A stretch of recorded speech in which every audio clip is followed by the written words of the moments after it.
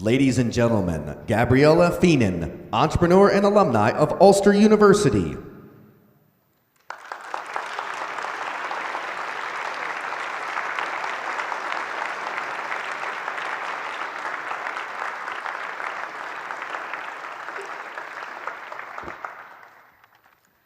Good afternoon. My name is Gabrielle Feenan and I'm a recent graduate of Ulster University and I'm from Banbridge, County Down. Following my studies, I've taken a route of entrepreneurship with support from the Ulster University Enterprise Centre and Young Enterprise NI, with my most recent venture focused on sustainable cork furniture. As we come together today to mark the 25th anniversary of the Good Friday Agreement, I'd like to reflect upon its success in providing everyone here with a sense of ownership, opportunity, and a new beginning. Opportunity is perhaps the most fundamental success of the Good Friday Agreement.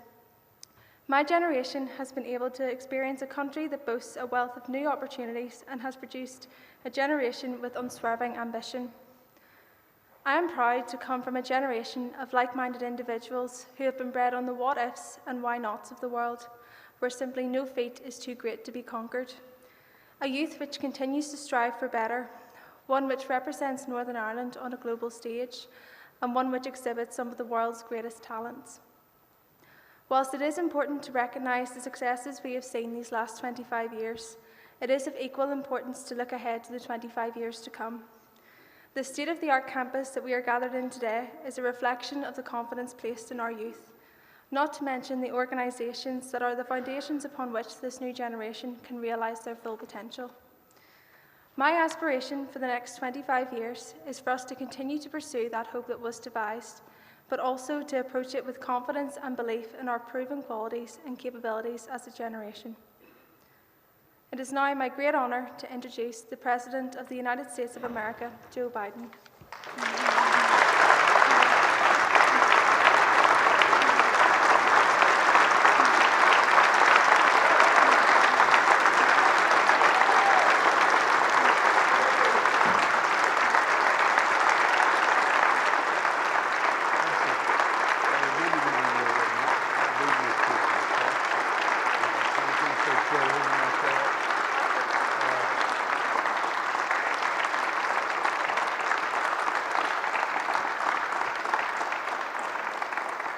Well, good afternoon, everyone. What a great, please have a seat. It's a great honor to be here. I just told Gabrielle that when she's the leading public figure in this country, and I show up, promise she won't say Joe who is outside. You say Joe Biden, remember, just remember me, okay? Promise? All right. Chancellor Davidson, Vice Chancellor Bartholomew, thank you for hosting us today on this beautiful campus of Ulster University. I came here in '91 in this neighborhood, and you couldn't have a glass building like this here in this neighborhood. I don't think it would have stood up very well. But things are changing. Lord Mayor Black and Secretary of State of Northern Ireland, Heaton Harris, thank you for the welcome to Belfast. And Mr. Speaker and leaders of Northern Ireland's leading 5 political parties, I was honored to welcome you to the White House a few weeks ago, and it's wonderful to see all of you again today. And Ambassador Hartley, thank you for your outstanding work leading our mission to the UK. Ambassador Hartley is an old friend and the former ambassador from Great Britain to the United States. The home of that ambassador and the embassy is along the fence line of the Vice President's residence, which I lived in for 8 years. And the Vice President and I became friends with the ambassador. And his last trip back home before he came back to Washington to serve out the final few months of his term, he told me he was going to bring something back for me. And so I didn't know what he had in mind. But when he came back, we had him over the house. We spent some time together, he and his wife and I and my wife. And he brought back a book with a photograph on the front of the book. It had been just reprinted, the book, of a somewhat stout British captain in his quarters with a big bulldog sitting next to him, and his name was Captain George Biden, because he used to always kid me and saying, you know, Biden's English, you talk about the Irish, Biden's English.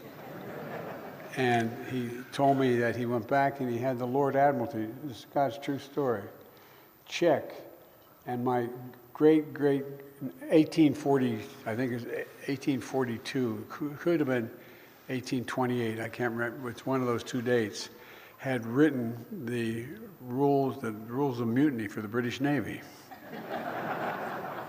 And I said, well, at least that part's consistent, Reverend, mutiny.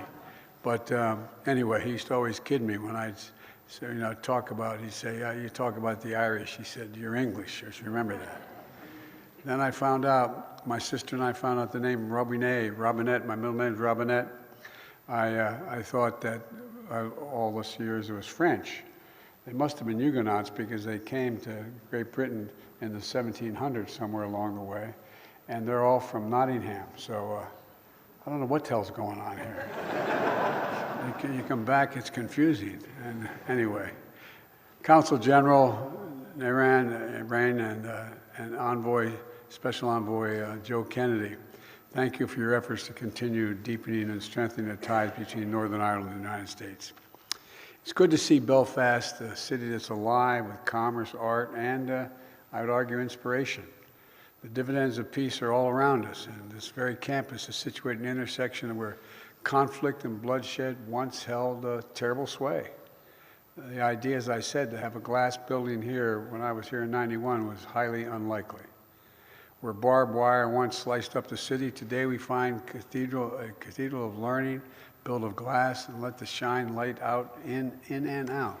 It just has a profound impact for someone who's come back to see it. You know, it's an incredible testament to the power and the possibilities of peace. 25 years ago this week, the landmark Belfast Good Friday Agreement was signed. And it wasn't easy. I was a United States Senator at the time, and I worked very closely with my good friend George Mitchell, who will be here, I believe, in a couple days. And there were no guarantees that the deal on paper would hold. No guarantees that it would be able to deliver the progress we celebrate today. It took long, hard years of work to get to this place. It took a people willing to come together in good faith and to risk boldly for the future. Leaders of peace like John Hume and David Trimble and David Irvine and Monica McWilliams and Mary Robinson, etc. They were all people that I got to meet back then. And it took people all across Northern Ireland who made the choice to work for a brighter and a shared future. At the time, it seemed so distant, some of it. It seemed so distant. First at the ballot box, and everyday sense, the acts of seeing each other through the lens of a common humanity, which again, when I first came here as a young senator, didn't seem like it was realistic. It took pioneering women across all communities and parties that said enough, enough, and demanded change, as well as a seat at the negotiating table, including through the Northern Ireland Women's Coalition. And it took a determined effort of my good friend, someone who embodies the country's commitment to all the people in this region, Senator George Mitchell. And, you know, his time serving as special envoy for Northern Ireland is one of the great examples in history of the right person for the right job at the right time, in my view. I think sometimes, especially when the distance of history, we forget how hard-earned, how astounding that peace was at the moment. It shifted the political gravity in our world. Literally, it shifted the political gravity. In 1998, it was the longest-running conflict in Europe since the end of World War II. Thousands of families had been affected by the Troubles. Losses are real. The pain was personal. I need not tell many people in this audience. Every person killed in the Troubles left an empty chair at that dining room table and a hole in the heart that was never filled for the ones they lost. Peace was not inevitable. We can't ever forget that. There was nothing inevitable about it. As George Mitchell often said, the negotiations had, quote, 700 days of failure and 1 day of success. 700 days of failure and 1 day of success. But they kept going because George and all the many others never stopped believing that success was possible. And I want all of you to know, especially the young people in the audience today, and don't jump, okay? Oh, I didn't see it all the way up there. As my father would say, please excuse my back, I apologize. But all kidding aside, the American people are with you. Every step of the way, it's real. Those of you who've been to America know that there is a large population that is invested in what happens here, that cares a great deal about what happens here. Supporting the people of Northern Ireland, protecting the peace, preserving the Belfast Good Friday Agreement is a priority for Democrats and Republicans alike in the United States, and that is unusual today because we've been very divided on our parties. This is something that brings Washington together. It brings America together. I spoke about this with Northern Ireland's political leaders as well as the Taoiseach on our St. Patrick's Day celebration at the White House. It's been the key focus for me throughout my career. I remember working as a senator to see how the United States could support and encourage, bit by bit, any moves toward peace. I got elected in 1972 as a 29-year-old kid to the United States Senate. And it was just the start of it. I mean, it seemed like it was a goal that was so far away.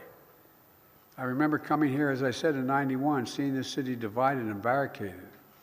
Then in '94, when the ceasefire was declared, it was like a sea change.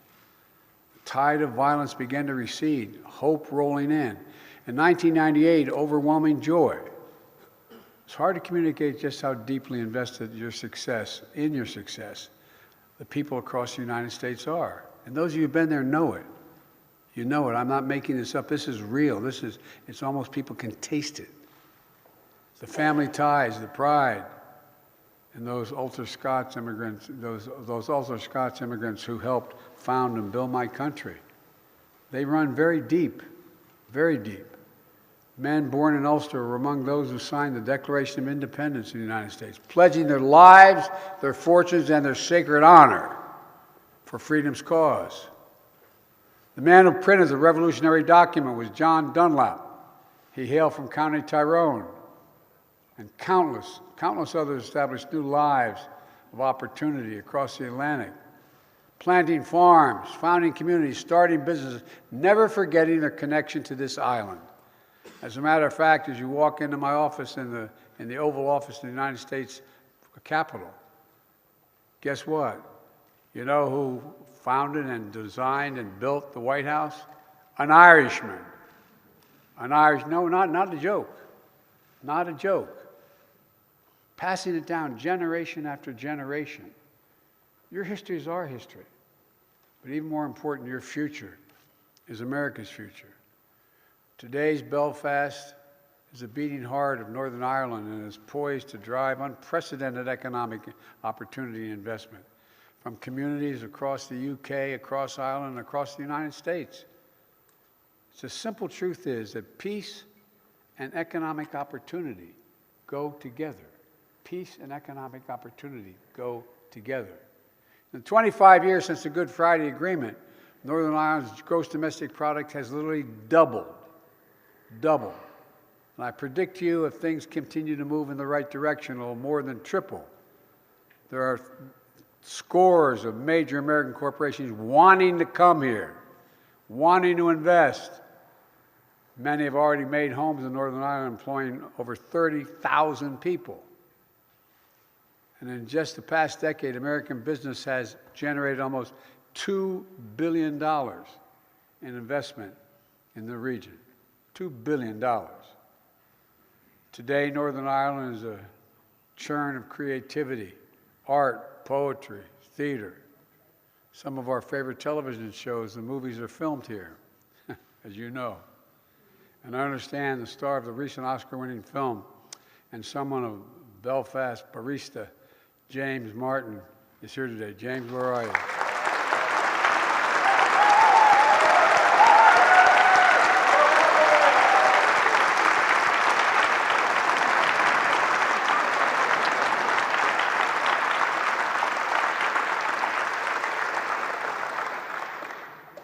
got to meet James, and I got my picture taken. I'm going to go home and brag to my daughter.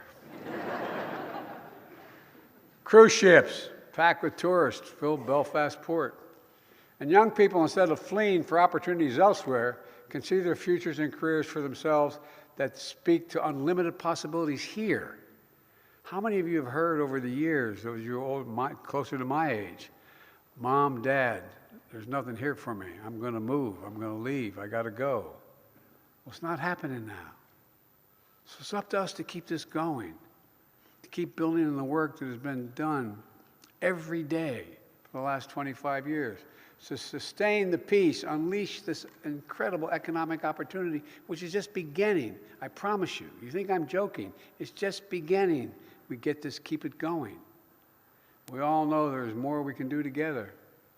You know, there's so much energy and dynamism, especially among young people who are starting their own businesses, blazing their own trails, connecting to the global community, entrepreneurs. And young people in Northern Ireland are on the cutting edge of sectors that are going to define so much of the future. Cyber, technology, clean energy, life sciences. Here in Northern Ireland, programs like Young Enterprise Northern Ireland, helping thousands of young people each year gain skills and pursue their goals as entrepreneurs. That's why I asked Joe Kennedy, my new special envoy in Northern Ireland of Economic Affairs, to help supercharge that work, to bring more businesses, more investment, more opportunity here to Northern Ireland, and help realize the enormous economic potential of this region. Because I know parenthetically, when that happens here, it gives faith to people around the world. If it can be done here, it can be done in my community. Not a joke. The world is changing. It's changing drastically. And it presents enormous opportunity, but also significant dangers. To that end, later this year, Joe's going to be leading a trade delegation of American companies to Northern Ireland. Now, I know the UK's departure from the European Union created complex challenges here in Northern Ireland. And I encourage the leaders of the UK and the EU to address the issues in a way that serve Northern Ireland's best interest. I deeply appreciate the personal leadership of Prime Minister Sunak and European Commissioner von der Leyen to reach an agreement. The Windsor Framework addresses the practical realities of Brexit and it's an essential step to ensuring hard-earned peace and progress to the Good Friday Agreements that they're preserved and strengthened. You know, the negotiators listened to business leaders across the UK and Ireland who shared what they needed to succeed. And I believe the stability and predictability offered by this framework will encourage greater investment in Northern Ireland, significant investment in Northern Ireland. I come from a little state where, the state of Delaware and back home, has more corporations that are registered in that state than every other state in the union combined.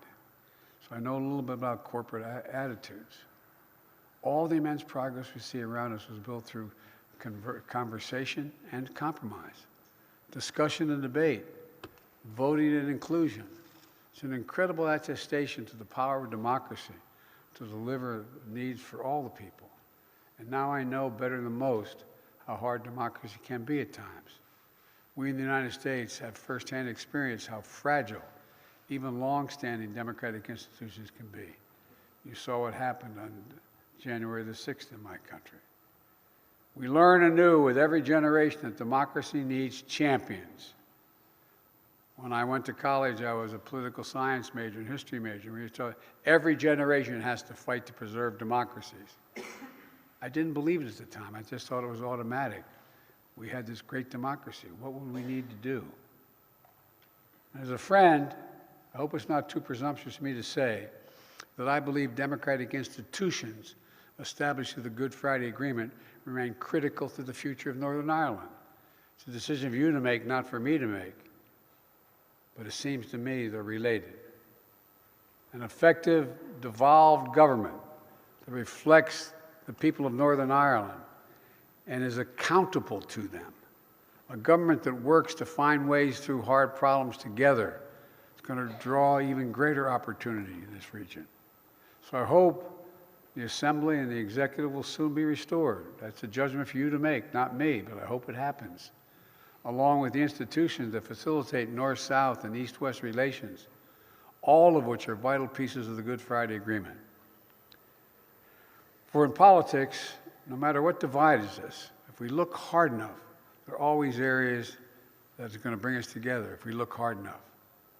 Standing for peace, rejecting political violence must be one of those things. So I want to once more recognize the way the leaders of Northern Ireland's major political parties come together in the wake of attempted murder of Detective Chief Inspector Caldwell to show that the enemies of peace will not prevail. Northern Ireland will not go back, pray God. The attack was a hard reminder that there will always be those who seek to destroy rather than rebuild. But the lesson of the Good Friday Agreement is this: in times when things seem fragile or easily broken, that is when hope and hard work are needed the most. That's when we must make our theme repair, repair. And in Holy Easter season, this season, when all Christians celebrate renewal and life, the Good Friday Agreement showed us that there is hope for repair, even in the most awful breakages.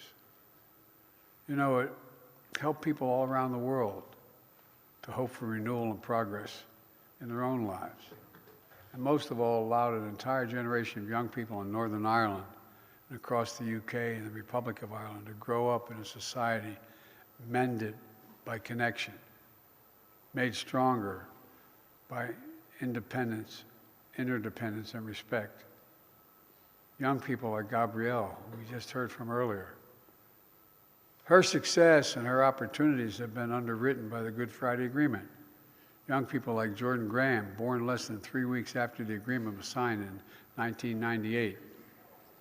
His whole life is unfolded under the wing of peace, which means not quite 25 years of age, he's been able to build an expertise in branding and marketing that he's used to help grow local businesses, support startups, consult for charities.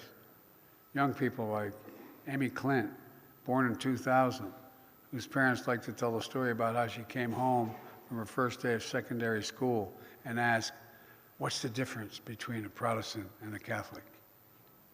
What's the difference between a Protestant and a Catholic?" She didn't grow up thinking in sectarian divides. She grew up thinking about how she should support her beloved brother and other children with autism. Today, Amy's social enterprise has donated more than 5,000 copies of her book to schools across Northern Ireland to help children better understand autism and to learn to treat others with kindness and respect. That's the real power of the Good Friday Agreement. Compassion. Compassion. It changed how this entire region sees itself. In the words of Morrissey, Belfast's first poet laureate, "What's left is dark and quiet, but bookended by light, as when Dorothy opens the dull cabin door, and what happens outside is technicolor. What happens outside is technicolor." This place is transformed by peace, made technicolor by peace, made whole by peace. So today, I come to Belfast to pledge to all the people of Northern Ireland, the United States of America will continue to be your partner in building the future the young people of our world deserve. It matters to us, to Americans, and to me personally. It genuinely matters if you've traveled my country. So let's celebrate 25 extraordinary years by recommitting to renewal, repair, by making this exceptional peace the birthright of every child in Northern Ireland for all the days to come. That's what we should be doing. God willing, you'll be able to do it. Thank you all for listening, and may God bring you the peace we need. Thank you.